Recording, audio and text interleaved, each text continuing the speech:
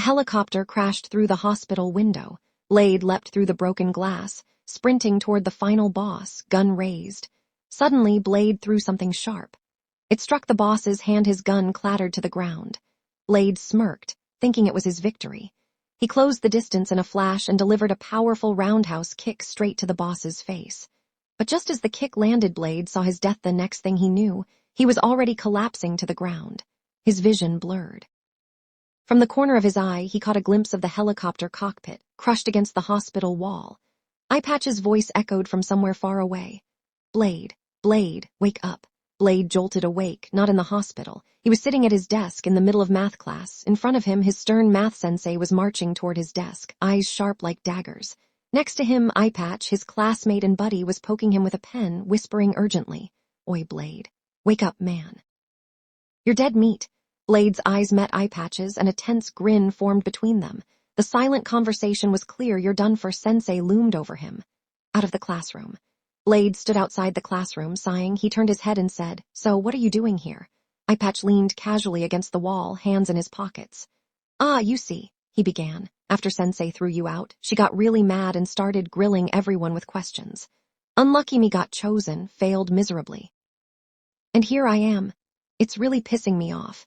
It's all that bastard's fault," Blade muttered, remembering the chaos from last night. "At the Phantom's hideout last night. So I'm a member now, right?" Tokyo said, crossing his arms proudly. "But to recruit a genius like me, you all have a task to accomplish first, ladies and gentlemen, to win my trust. Later, at Tokyo's house, calling yourself a genius, huh? When you haven't even written a single damn word," Blade snapped, furiously scribbling on a worksheet. "Man, it's way more work than I thought," Eye Patch said, much calmer, hunched over another paper. "Can't we just steal someone's work and photocopy it?" Mimiko suggested casually, flipping through a random notebook. "No, that's not happening," Tokyo said firmly, finally starting to write. "And seriously, how is that supposed to be acceptable?" Yeah, just write and finish it before morning," Sheena said lazily, cracking open a can of cold coffee. "And why are you just standing there supervising? Aren't you supposed to be the boss?" Blade grumbled, not looking up. "No, I'm just checking if you guys are writing properly or not," Sheena replied smugly. Tokyo's eyes suddenly narrowed. "Wait, where did you get that coffee can?" "Obviously from your fridge," Sheena said, sipping without a care. Tokyo slammed his pen down. "That was my last one." "Wow, your house is pretty big," Sheena said, casually changing the topic. "Aren't you supposed to be living with your parents or something?" "They both live abroad," Tokyo replied flatly. "So that means you live all by yourself?" Mimiko asked, tilting her head, curious. Tokyo said with a nod. "Wait, that's amazing," Sheena suddenly shouted with excitement. "This is perfect for our new hideout." "That's not happening," Tokyo said immediately, dead serious. Yet somehow it still happened. And Tokyo's house unofficially became Phantom HQ back to the present time. And after pulling an all-nighter finishing his damn assignment, we just collapsed right there at the table, Blade grumbled, clenching his fists at the memory. "Somehow still managed to drag ourselves to school this morning.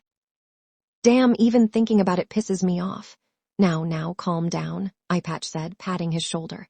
"It's almost time for the next period." As if on cue, the school bell rang sharply through the halls. At Tokyo's classroom, the sound echoed through his ears. Looking relaxed, he sighed. "Thanks to those Phantom guys, I managed to finish these assignments on time. Or I would have been sliced into pieces," he thought. He leaned back in his seat, continuing in his head. "Who would have thought that Blade, Eye Patch, and that girl who calls herself a hacker are all in my school?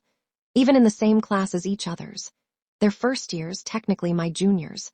Well, that explains how they got my information so easily," he mused. "But that boss girl, Sheena, I still don't know much about her. She's a complete mystery, yet she's still calling me that cringy, mad scientist thing. I don't even get what she wants from me."